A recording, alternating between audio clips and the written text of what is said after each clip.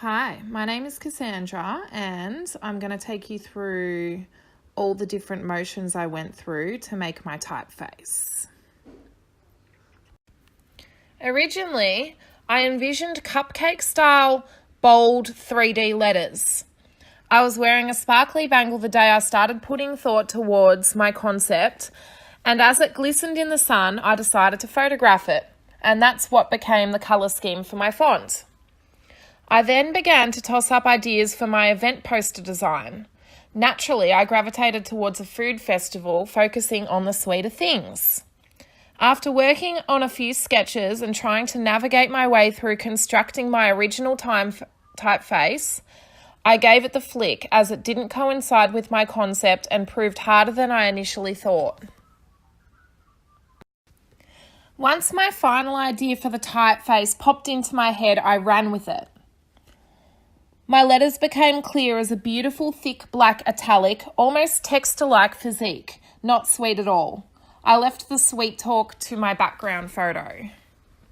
I sketched up my font by hand and then altered it through Illustrator and Photoshop. I still wasn't sure of what I wanted to do for my final poster and the imagery. I ended up actually going out and buying a whole heap of cakes and just assorting them in different little spots and doing a photo shoot. I originally thought I wanted to put them all in, but then eventually I just put them both in my hands and yeah, looked good. The combination of the two cakes that I ended up choosing for the final stood out to me because the colours really popped and worked together. Real complementary colours. With the final poster design, I tried to balance the scheme of it with the picture through to the text and my font. The colour scheme related to the cakes in a sense that I didn't overpower it, but it still coincided. I tried to keep the relative information bigger and more noticeable, but so you could still absorb all of the information by looking at it.